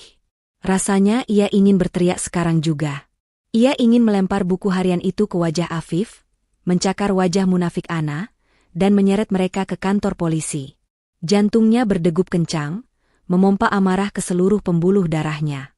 Namun, saat Wulan hendak berdiri dan meluapkan segalanya, matanya menangkap gerakan kecil dari tangan Bu Ririn. Ibunya meremas jari Wulan, sangat lemah, tapi cukup untuk mengirimkan sinyal. "Jangan." Wulan menatap mata ibunya. Mata itu memancarkan peringatan. "Jangan gegabah. Mereka berbahaya."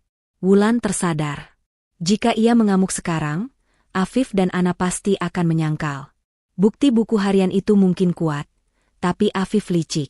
Dia bisa saja berdalih bahwa tulisan itu hanya halusinasi orang tua yang sudah pikun.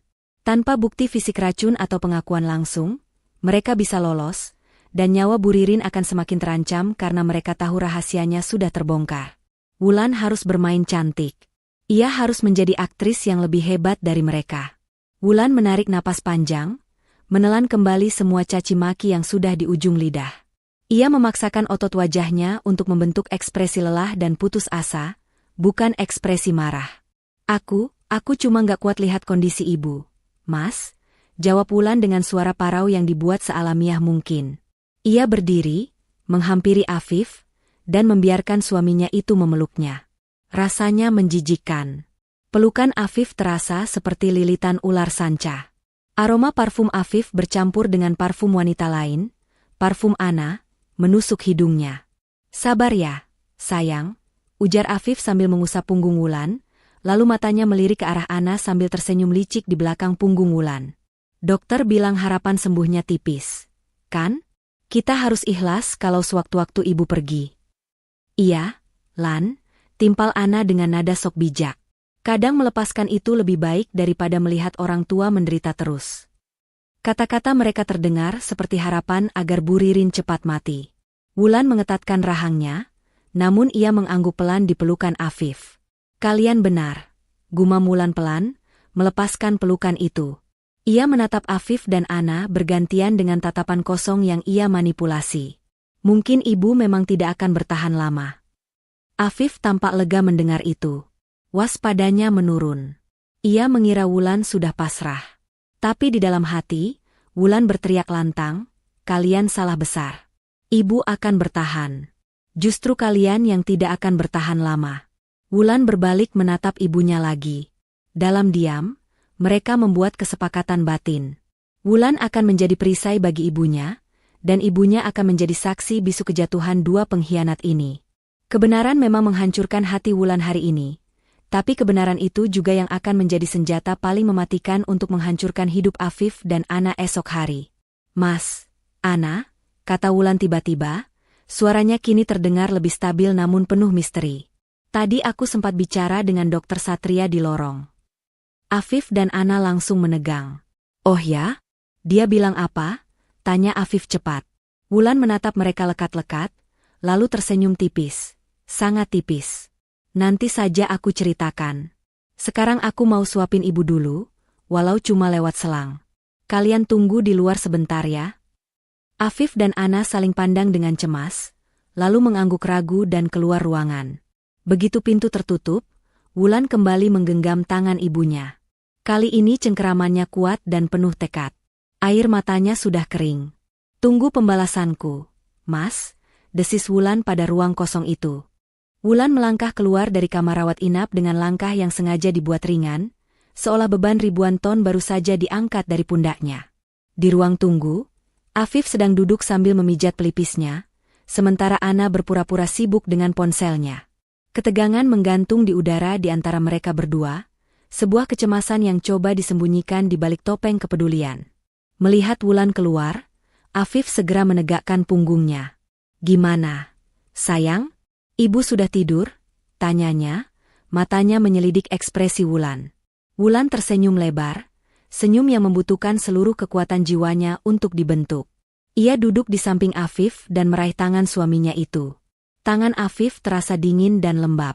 "Mas, kamu nggak akan percaya apa yang dibilang Dokter Satria tadi," ujar Wulan dengan nada antusias yang meluap-luap. Ana menoleh cepat, alisnya bertaut. "Ada apa, Lan? Kabar buruk?" tanyanya, ada nada harapan yang terselip dalam pertanyaan itu. Wulan menggeleng kuat. "Justru kabar sangat baik. Tadi Dokter Satria bilang hasil tes toksikologi yang lebih mendalam baru saja keluar. Ternyata, kerusakan saraf ibu belum permanen. Racun itu, entah apa jenisnya, ternyata punya masa aktif yang pendek." Wajah Afif menegang seketika. "Maksud kamu?" Dokter Satria bilang, rumah sakit punya stok penawar racun langka yang cocok dengan gejala ibu. Beliau baru saja menyuntikannya lewat infus 5 menit yang lalu, bohong Wulan dengan lancar. Ia menatap mata Afif lekat-lekat, menikmati pupil mata suaminya yang mengecil karena panik. Kata dokter, reaksinya sangat cepat. Kemungkinan besar besok pagi ibu sudah sadar total. Kelumpuhannya akan hilang, dan suaranya akan kembali. Prang! Ponsel di tangan Ana terlepas dan jatuh ke lantai keramik, menimbulkan suara gaduh yang memecah keheningan lorong rumah sakit. Beberapa perawat menoleh ke arah mereka. "Astaga, Ana, kamu kenapa?" tanya Wulan dengan nada kaget yang dibuat-buat, sambil membungkuk mengambilkan ponsel itu.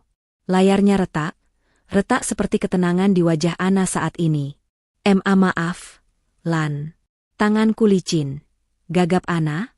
Wajahnya memucat drastis. Ia melirik Afif dengan tatapan horor. "Jadi, Bu Ririn besok sudah bisa bicara?" "Iya," seru Wulan riang. "Dan yang lebih melegakan lagi, aku sudah telepon polisi. Besok pagi-pagi sekali penyidik akan datang ke sini. Begitu ibu bisa bicara, ibu bisa langsung memberitahu siapa orang yang tega meracuninya. Kasus ini akan selesai besok, Mas." Afif terdiam kaku. Jakunnya bergerak naik turun, menelan ludah yang terasa pahit. Keringat dingin mulai bermunculan di dahinya. Rencana sempurnanya hancur berantakan dalam hitungan detik. Jika mertuanya bicara, tamatlah riwayatnya. Penjara seumur hidup menanti. Alhamdulillah. Ucap Afif terbata-bata, suaranya terdengar seperti orang tercekik. Itu keajaiban, ya? Banget, Mas. Aku lega sekali." Wulan berdiri, merapikan roknya. "Oh ya, aku harus ke bagian administrasi dulu buat urus pembayaran obat penawar itu. Agak mahal soalnya. Kalian tunggu di sini sebentar, ya? Atau kalau mau pulang duluan gak apa-apa, biar aku yang jaga ibu malam ini." "Enggak," potong Afif cepat, terlalu cepat. Ia menyadari nada suaranya terlalu tinggi, lalu buru-buru melembutkannya. "Maksudku, biar aku saja yang di sini malam ini, sayang. Kamu kan capek kerja seharian, terus nangis terus tadi. Kamu pulang saja istirahat, biar besok pagi segar pas polisi datang." Wulan tersenyum miring dalam hati. Umpan dimakan.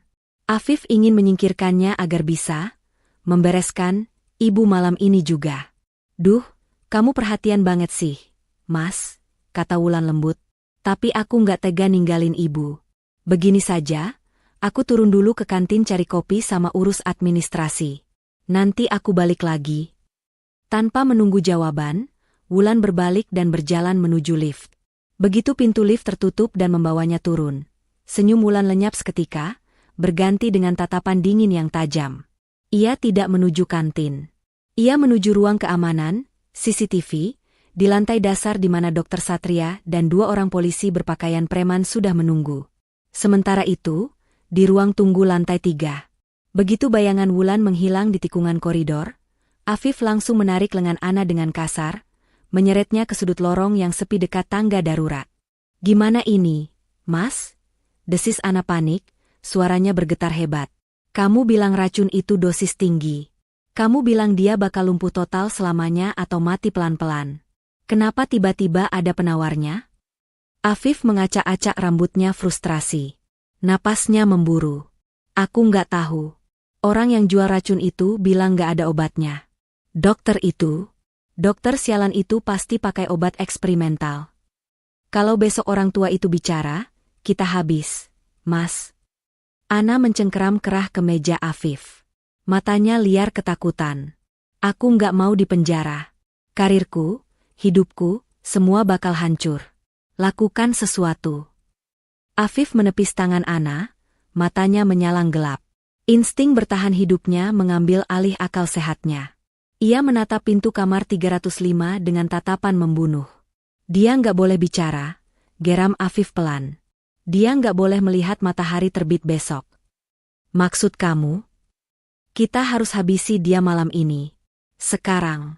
Mumpung Wulan lagi di kantin," bisik Afif kejam. "Tadi aku lihat perawat baru saja ganti infus, dan biasanya mereka nggak akan cek lagi sampai 2 jam ke depan. Ini kesempatan terakhir kita." Ana menutup mulutnya dengan tangan, gemetar. "Tetapi gimana caranya? CCTV? Bekasnya?" "Udara," kata Afif dingin. "Aku pernah baca. Kalau kita suntikan udara kosong ke selang infusnya, itu akan menyebabkan emboli. Jantungnya akan berhenti. Dokter akan mengira itu serangan jantung mendadak karena komplikasi racun sebelumnya. Nggak ada jejak racun baru. Bersih." Ana terdiam sejenak, menimbang risiko. Ketakutan akan penjara mengalahkan hati nuraninya yang memang sudah tipis. Ia mengangguk pelan. "Ayo lakukan. Cepat, sebelum Wulan balik." Mereka berdua mengendap-endap kembali ke depan kamar 305. Lorong sedang sepi. Hanya ada suara dengung AC sentral. Afif mengeluarkan sebuah suntikan kosong bekas yang sempat ia ambil diam-diam dari troli limbah medis di lorong tadi, sebuah kebetulan yang ia anggap keberuntungan.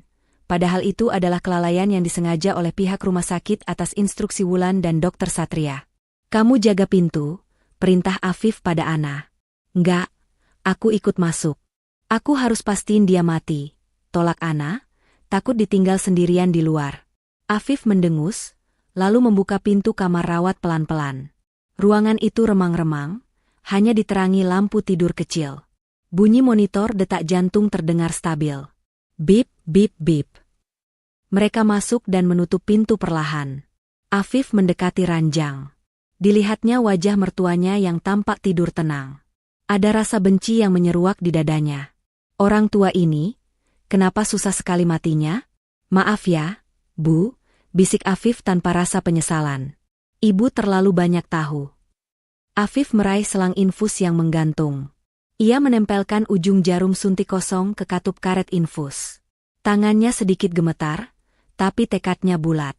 Ia menarik tuas suntikan ke belakang, mengisinya dengan udara, lalu bersiap menekannya masuk ke aliran darah Bu Ririn. Ana berdiri di sampingnya, menahan napas sambil meremas ujung blazernya. Matanya terpaku pada cairan infus yang menetes pelan.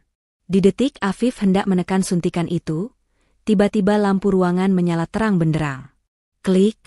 Suara pintu kamar mandi di dalam ruang rawat itu terbuka lebar. Afif dan Ana terlonjak kaget. Jantung mereka serasa mau copot. Mereka menoleh patah-patah ke arah kamar mandi. Di sana, Wulan berdiri tegak dengan tangan melipat di dada, wajahnya dingin bagaikan es. Di sampingnya, 2 orang polisi sudah mengacungkan kamera yang merekam segala gerak-gerik mereka, sementara Dr. Satria berdiri di belakang dengan wajah kecewa. Ternyata benar. Suara Wulan memecah keheningan, tajam menusuk seperti belati. "Kalian bukan manusia. Suntikan di tangan Afif terjatuh ke lantai. Tuh, permainan berakhir. Suntikan plastik itu menggelinding pelan di lantai ubin yang dingin, berhenti tepat di ujung sepatu pantofel hitam milik seorang petugas polisi. Suara benturannya yang pelan seolah menjadi gong penutup bagi sandiwara panjang yang dimainkan Afif dan Ana. Ruangan yang tadinya remang kini terang benderang, menelanjangi wajah-wajah penuh dosa itu. Afif berdiri mematung, wajahnya pucat pasi seperti mayat hidup. Mulutnya ternganga, namun tak ada suara yang keluar. Di sebelahnya, Ana gemetar hebat, kakinya lemas hingga ia harus berpegangan pada tiang infus agar tidak ambruk. Angkat tangan. Jangan bergerak, bentak salah satu polisi berpakaian preman sambil mengacungkan lencananya. Afif tersentak dari keterkejutannya. Matanya bergerak liar, menatap Wulan yang berdiri kokoh di depan pintu kamar mandi, lalu beralih ke polisi, dan berakhir pada Dokter Satria yang menatapnya dengan sorot mata merendahkan. Ini salah paham, Pak, seru Afif panik, suaranya melengking sumbang. Ia mengangkat kedua tangannya dengan kaku. Saya cuma mau memperbaiki infus ibu. Iya, infusnya macet. Saya panik. Wulan melangkah maju perlahan. Suara langkah kakinya terdengar tegas. Ia berhenti tepat 2 langkah di depan Afif, menatap mata lelaki yang pernah ia cintai sepenuh hati itu. Tatapan Wulan bukan lagi tatapan istri yang penurut, melainkan tatapan hakim yang siap menjatuhkan vonis mati. Memperbaiki infus, ulang Wulan dengan nada dingin yang menusuk tulang. Dengan suntikan kosong berisi udara, kamu pikir aku bodoh, Mas? Atau kamu pikir polisi tidak tahu kalau emboli udara bisa membunuh orang tanpa meninggalkan jejak racun? Afif menelan ludah, keringat dingin membasahi kerah kemejanya. Ia mencoba meraih tangan Wulan, memasang wajah memelas yang dulu selalu berhasil meluluhkan hati istrinya. Sayang, dengerin aku dulu. Kamu jangan termakan omongan orang lain. Aku suamimu, Lan. Aku cinta sama kamu. Aku nggak mungkin menyakiti ibu. Plah, sebuah tamparan keras mendarat di pipi kiri Afif. Begitu keras hingga kepala Afif terlempar ke samping. Ruangan itu hening seketika. Ana menutup mulutnya, menahan pekikan. Tangan Wulan terasa panas, namun hatinya jauh lebih membara. Jangan sebut kata cinta dengan mulut kotormu itu. Kamu mau membunuh ibuku, Mas? Ibu yang sudah menganggapmu seperti anak kandungnya sendiri. Ibu yang rela minum racunmu supaya aku selamat. Mata Afif membelalak. Kakakmu, kamu tahu soal racun? Wulan mengeluarkan buku harian kecil dari saku blazernya dan mengangkatnya tinggi-tinggi. Ibu menulis semuanya, Mas. Detik-detik saat kamu mencampur bubuk itu ke tehku. Detik-detik saat ibu memutuskan meminumnya demi menyelamatkan nyawaku. Kamu bukan manusia, Mas. Kamu iblis. Afif mundur selangkah, harapannya runtuh total. Ia sadar, tidak ada lagi jalan keluar. Sudut matanya menangkap polisi yang mulai mengeluarkan borgol. Insting pengecutnya pun muncul. Ia menoleh cepat ke arah Ana yang masih berdiri mematung ketakutan. Ini semua ide dia, Pak, teriak Afif tiba-tiba sambil menunjuk wajah Ana. Ana terbelalak, tak percaya dengan apa yang didengarnya. Apa? Dia yang merencanakan semuanya. Tuduh Afif membabi buta, berusaha menyelamatkan dirinya sendiri. Dia yang beli racun itu online. Dia yang maksa aku buat racunin Wulan supaya kita bisa nikah dan kuasai harta warisan ibu. Saya diancam, Pak. Saya dipaksa sama perempuan gila ini. Kurang ajar, jerit Ana histeris. Rasa takutnya berubah menjadi kemurkaan. Ia menerjang ke arah Afif, memukul dada pria itu bertubi-tubi. Dasar banci, kamu yang bilang bosan sama istrimu. Kamu yang bilang pengen dia mati biar kita bebas. Kamu yang tuang racun itu sendiri. Jangan bawa-bawa aku, bajingan. Diam kamu. Afif mendorong Ana hingga terjengkang menabrak troli obat. Polisi, tangkap dia. Dia otaknya. Kamu yang eksekutornya. Balas Ana sambil menangis meraung-raung, maskaranya luntur membasahi pipi, membuat wajah cantiknya terlihat mengerikan. Aku punya bukti chat kita. Mas, aku simpan semua rekaman suara kamu yang nyuruh aku cari racun yang gak terdeteksi. Kita busuk bareng-bareng. Pertengkaran mereka begitu memalukan dan menjijikkan. Dua orang polisi itu segera bergerak sigap, memisahkan mereka dan memiting tangan keduanya ke belakang punggung. Kle, kle. Suara borgol yang mengunci pergelangan tangan Afif dan Ana terdengar begitu merdu di telinga Wulan. Saudara Afif dan saudari Ana, kalian kami tahan atas tuduhan percobaan pembunuhan berencana, ucap polisi tegas. Kalian punya hak untuk diam, tapi segala yang kalian katakan barusan sudah terekam dan akan memberatkan kalian di pengadilan. Afif memberontak saat diseret polisi. Ia menoleh ke belakang, menatap Wulan dengan putus asa. Lan, Wulan, tolong aku hilaf. Jangan biarkan suamimu di penjara, Lan, ingat kenangan kita. Wulan hanya berdiri diam, wajahnya tanpa ekspresi. Ia menatap Afif yang sedang diseret keluar pintu, seperti melihat sampah yang sedang dibuang. Kenangan kita sudah mati bersama hati nuranimu, Mas, bisik Wulan pelan, namun cukup terdengar di keheningan ruangan itu. Ana yang diseret di belakang Afif hanya bisa menangis sesenggukan, kakinya lemas hingga harus dipapah petugas. Ambisinya untuk menjadi nyonya besar hancur lebur, berganti dengan bayangan jeruji besi yang dingin seumur hidup. Pintu kamar rawat tertutup, membawa pergi keributan dan hawa busuk dari kedua pengkhianat itu. Kini, ruangan itu kembali sunyi. Hanya ada Wulan, Dokter Satria, dan Bu Ririn yang terbaring di ranjang. Dokter Satria menghela napas panjang, lalu menepuk bahu Wulan pelan. Kamu wanita yang kuat, Bu Wulan. Tidak mudah melakukan apa yang baru saja kamu lakukan. Wulan tersenyum tipis, senyum yang getir. Bahunya merosot, lelah luar biasa menghampiri sekujur tubuhnya. Adrenalin yang tadi memompa semangatnya kini surut, meninggalkan rasa kosong yang menyakitkan. Ia baru saja mengirim suaminya sendiri ke penjara. Meski itu hal yang benar, luka pengkhianatan itu tetap menganga lebar. Terima kasih atas bantuannya, Dok, ucap Wulan lirih. Terima kasih sudah mau ikut dalam sandiwara obat penawar itu. Itu hal terkecil yang bisa saya lakukan, jawab Dokter Satria. Ia melirik jam tangannya. Saya akan biarkan kamu berdua dengan ibu. Besok pagi kita diskusikan terapi lanjutan untuk ibu. Masih ada harapan, Bu Wulan. Semangat. Dokter Satria pun keluar, memberikan ruang privasi bagi ibu dan anak itu. Wulan berjalan gontai mendekati ranjang ibunya. Bu Ririn sudah membuka matanya lebar-lebar. Sejak tadi, meski tubuhnya lumpuh, telinganya mendengar semuanya. Matanya basah oleh air mata yang mengalir ke samping pelipisnya. Wulan duduk di tepi ranjang, lalu memeluk tubuh ibunya erat-erat. Pertahanannya runtuh. Ia menangis lagi, tapi kali ini bukan tangisan putus asa.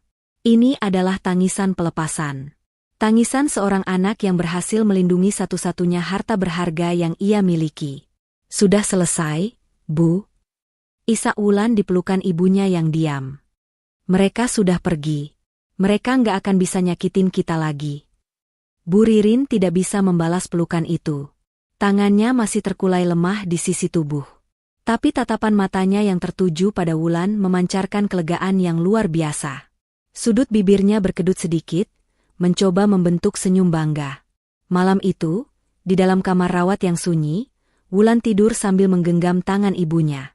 Ia kehilangan status sebagai istri, ia kehilangan rumah tangganya, tapi ia memenangkan kembali kedamaian untuk ibunya. Badai terburuk sudah berlalu, meski menyisakan puing-puing yang harus ia bangun ulang dari nol. Dan Wulan siap. Asal ada ibu di sampingnya, ia siap menghadapi dunia lagi. 6 bulan telah berlalu sejak malam penggerebekan yang menggemparkan itu.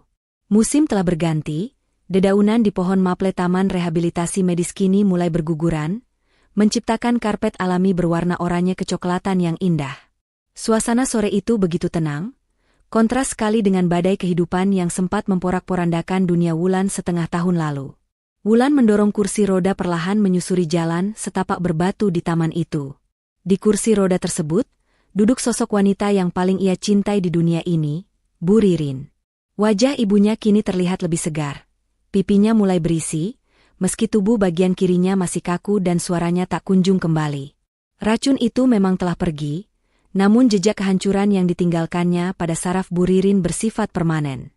Udaranya enak ya, Bu? Tidak terlalu panas, ucap Wulan lembut sambil membenarkan letak selimut di pangkuan ibunya. Bu Ririn hanya merespons dengan kedipan mata perlahan dan senyum tipis yang tulus. Meski bisu, mata tua itu kini bersinar terang, jauh lebih hidup daripada saat ia terbaring koma dulu. Wulan menghentikan kursi roda di dekat kolam ikan buatan, lalu duduk bersimpuh di atas rumput, tepat di hadapan ibunya. Ia menggenggam tangan kanan Bu Ririn, satu-satunya tangan yang masih bisa digerakkan dengan leluasa. Tadi pagi Wulan baru pulang dari pengadilan, Bu, lapor Wulan pelan. Ia menarik napas panjang, membiarkan angin sore membelai wajahnya. Sidang putusan sudah selesai. Bu Ririn menatap Wulan lekat, menanti kabar itu dengan tenang. Hakim menjatuhkan vonis penjara seumur hidup untuk Mas Afif dan Ana, lanjut Wulan. Suaranya bergetar sedikit saat menyebut nama mantan suaminya itu. Bukti rekaman CCTV, buku harian ibu, dan kesaksian Dr. Satria terlalu kuat untuk dibantah. Mereka tidak akan pernah mengganggu kita lagi, Bu. Mereka akan menghabiskan sisa hidup mereka meratapi kejahatan mereka di balik jeruji besi. Mendengar itu, Bu Ririn menghela napas panjang, seolah melepaskan beban berat yang selama ini masih menggantung di pundaknya. Ia menepuk punggung tangan Wulan pelan dengan jari-jarinya yang keriput. Namun, alih-alih merasa puas, air mata justru kembali menetes di pipi Wulan. Ia menundukkan kepalanya, menyembunyikan wajahnya di pangkuan ibunya yang hangat. Maafkan Wulan, Bu. Isak Wulan, rasa bersalah itu kembali menyeruak. Setiap kali Wulan melihat ibu di kursi roda ini, hati Wulan sakit. Harusnya Wulan yang di sana. Harusnya Wulan yang minum teh itu. Ibu mengorbankan segalanya, suara ibu, kaki ibu, hanya demi anak bodoh yang bahkan tidak menyadari suaminya sendiri adalah pembunuh. Wulan menangis terseduh-seduh, menumpahkan segala penyesalan yang masih tersisa. Ia merasa tidak pantas menerima pengorbanan sebesar itu. Ia merasa telah gagal menjaga ibunya di masa tua. Perlahan, tangan Bu Ririn bergerak naik. Dengan gerakan yang sedikit gemetar namun penuh kelembutan, tangan itu menyentuh kepala Wulan, membelai rambut putrinya dengan kasih sayang yang tak terukur. Wulan mendongak, menatap wajah ibunya. Bu Ririn tersenyum. Senyum yang paling indah yang pernah Wulan lihat. Tidak ada kemarahan, tidak ada penyesalan, dan tidak ada kesedihan di wajah itu. Dengan susah payah, Bu Ririn mengangkat tangannya, menunjuk dada Wulan, lalu menunjuk dadanya sendiri, dan terakhir membuat gerakan memeluk udara. Tanpa kata-kata, Wulan mengerti apa yang ibunya katakan. Kamu hidup, itu sudah cukup bagi ibu. Asal jantungmu masih berdetak, kaki dan suara ibu adalah harga yang murah untuk membayarnya. Tangis Wulan pecah lagi, tapi kali ini bukan karena kesedihan, melainkan karena rasa haru yang membuncah. Ia baru menyadari betapa kerdilnya cinta Afif yang penuh syarat dan kepalsuan, dibandingkan dengan samudra cinta ibunya yang tanpa batas. Wulan menghapus air matanya dan menggenggam erat tangan ibunya, lalu menciumnya berkali-kali. Wulan janji, Bu, ucap Wulan dengan suara mantap, matanya menatap tajam penuh tekad ke dalam mata ibunya. Mulai hari ini, Wulan akan menjadi kaki ibu untuk berjalan. Wulan akan menjadi suara ibu untuk bicara. Wulan akan mendedikasikan sisa hidup Wulan untuk membahagiakan ibu. Kita lupakan masa lalu yang pahit itu. Kita mulai hidup baru berdua. Hanya ada Wulan dan ibu, tambahnya sambil tersenyum lebar, senyum yang menandakan kebangkitan jiwanya. Bu Ririn mengangguk pelan, matanya berkaca-kaca bahagia. Matahari mulai terbenam di ufuk barat, melukis langit dengan warna ungu kemerahan. Di taman itu, seorang anak memeluk lutut ibunya, bersimpuh dalam pengabdian. Wulan mungkin telah kehilangan seorang suami yang ia kira belahan jiwanya, tetapi ia diselamatkan oleh cinta sejatinya yang sesungguhnya. Cinta seorang ibu yang rela menenggak racun demi melihat anaknya tetap bernapas. Dalam diam, mereka menikmati senja itu. Secangkir racun yang dulu diniatkan untuk membunuh, justru menjadi jalan takdir yang menyelamatkan nyawa dan menyatukan hati mereka lebih erat dari sebelumnya. Cinta ibu adalah perisai terakhir yang tak akan pernah retak. Pesan moral. Cinta pasangan bisa berubah, bisa luntur, bahkan bisa berkhianat. Namun, cinta seorang ibu adalah bentuk kasih sayang paling murni dan abadi. Seorang ibu rela menukar nyawanya sendiri, menelan pahitnya penderitaan, hanya demi memastikan anaknya tetap hidup dan bahagia. Hormatilah ibumu selagi ada, karena dialah satu-satunya orang di dunia ini yang mencintaimu lebih dari ia mencintai dirinya sendiri.